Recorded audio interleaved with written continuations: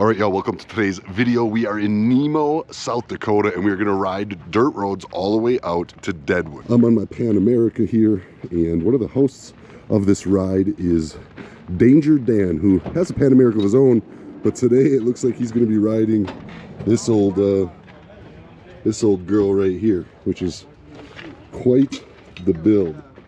He's actually over here fixing his tire right now.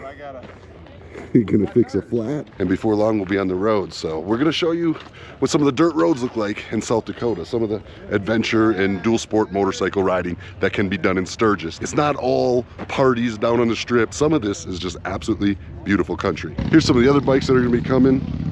Man, I might be I might be in over my head. These guys are ready for like single track, and I'm on a big old heavy Pan Am loaded down with gear. Pretty cool little Sportster build. This should be a fun day.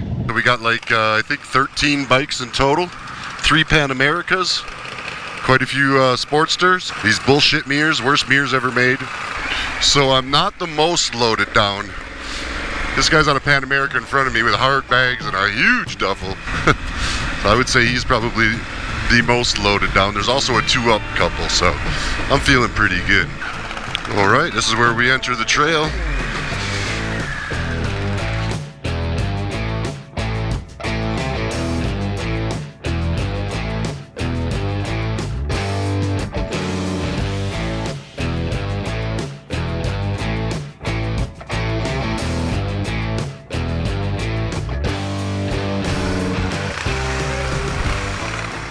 Stop here, and we've got another Pan America on here. Y'all are riding 2-up. Where are you from? Northeast Kansas. Yeah? And y'all do a lot of off-roading on this thing? No. Mostly flat ground. How you liking it so far? Good. Good. Trail was good today, right? Yes. Yeah, bike looks good. So in the world of off-road, I don't think that was considered difficult, although it was really rocky and some of that rock really moved underneath the bike. But now we're gonna take a section of road here and meet up with some more trail. From what they said, that was gonna be the most difficult section of this. I don't know, I did okay. I felt good. Oh, Wick's on a 250. He'll pass me again once we get up on the dirt. But that's kind of the deal with these things from what I'm experiencing is, you know, a bike that's really good on the pavement in between trails or getting to trails is not so good in the dirt because it's heavier, it's bigger, more horsepower. And the lighter ones are obviously more difficult getting between the trails, but a lot more fun on the trails. So kind of what's perfect for you. I'm going to do a full review on this Pan America, tell you what I think about it, because I have ridden a couple bikes. I've ridden this, I've ridden the Africa Twin on the Trans-America Trail across America coast to coast. I've ridden the Tenere 700 from San Diego to the bottom of Mexico. I rode the BMW F900 from Costa Rica to the bottom of Panama. And then I guess this would be my, oh, and I had my Sportster dirt bike build. I did some BDRs with that up in the Northeast. And then this would be my, the only other adventure bike I've ridden. So I got some experience on some different sizes, some different builds. And yeah, I'll do a full review on this one and tell you what I think.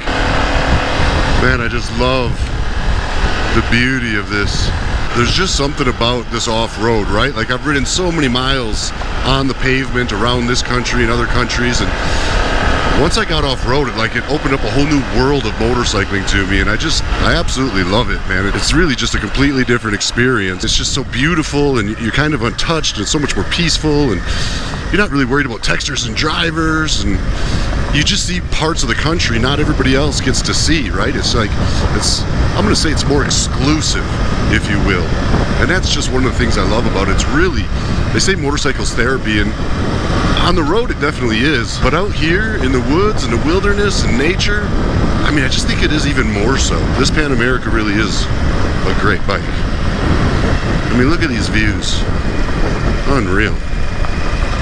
And not to say you couldn't do this road on a street bike. In fact, we just passed a couple, but it's not as enjoyable, right? Like, I'm not worried about chipping paint. I'm not worried about bottoming out. You know, my suspension's superior, my ground clearance is superior. Just across the board, it's just a superior ride, right? All right, looks like we're gonna jump into another trailhead here. Oh yeah, look at him go up that hill. That's pretty rad.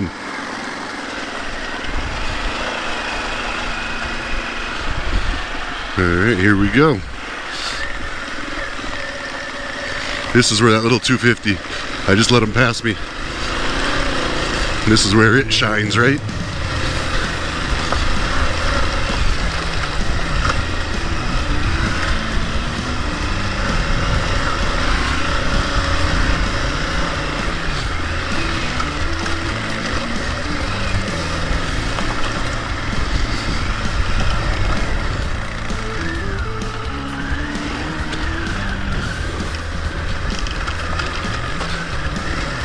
There, my suspension bottomed out a little bit right there.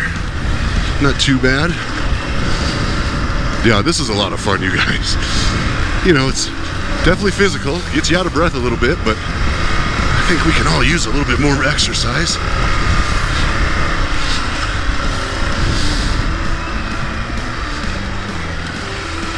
Ooh, that got deep. I'm gonna skip that one.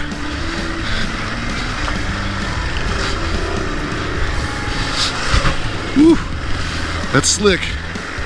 That is some slick shit. I just about went down. All right.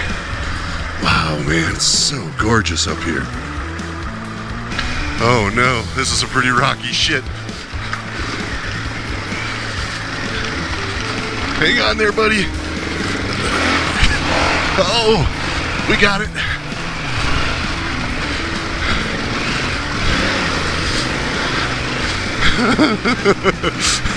Shit, fire. Woo! That was a nice little climb. Not bad.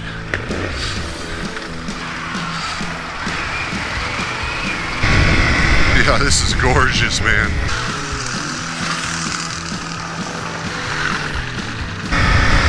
This is a great road now, man. Wow. This is wonderful.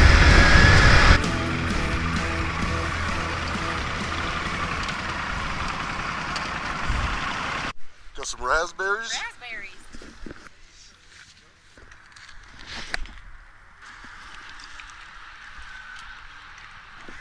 Good. Yeah, I got some. Oh, you got big ones. Fortunately, we got a little bit of a late start this morning, and I've got an obligation in Deadwood at Outlaw Square for motorcycle missions, raising some money for our veterans and a little bike show. So we're going to peel off with a group from here, and I'm going to take the highway back, and that is one of the beautiful things about these dual sport roads, man, is you can just jump in and out of the dirt just like that. All right, headed to Deadwood Square. All in all, I have to say, those are some pretty easy trails, right? Like, that wasn't too difficult. There's a couple little tricky spots, but pretty mild.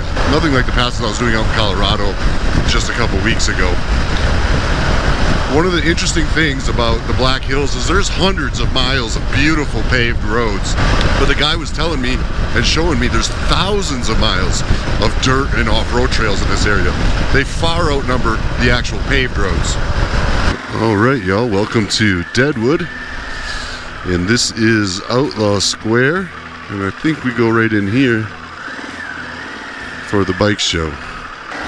We're just gonna slide up in here, see what we got going on. Why don't we put you in the bike show? Park it right by that big White one? Okay. What's up, lady? How are you? Thank you, Adam. Yo, thank you. water if you need it over. I do. It's an experience. It is. You have to do it once, and I told him, I'm like, I'll do it again. I don't care. Okay, so this is the motorcycle missions in Outlaw Square. Official Harley Davidson museum tent set up. Some really cool bikes, and look at this thing. Boy, that thing's after my heart. Yeah, it matches my car pretty good. But there's some really rad bikes in here. But this is actually, I think, part of the bike show over here as well. And I threw the old Pan American, and even though after that ride she's looking pretty dirty, you know, whatever. She earned it. These are a couple of the motorcycle mission builds. So motorcycle missions gets veterans and first responders, brings them out and teaches them skills to build motorcycles. Like, look at this sick trike with this like carbon fiber like in it. Man, that thing's wild. Here's an adventure bike they did, also very cool. They take veterans, bring them into the shop, get them that camaraderie, and build really rad bikes and learn skill sets.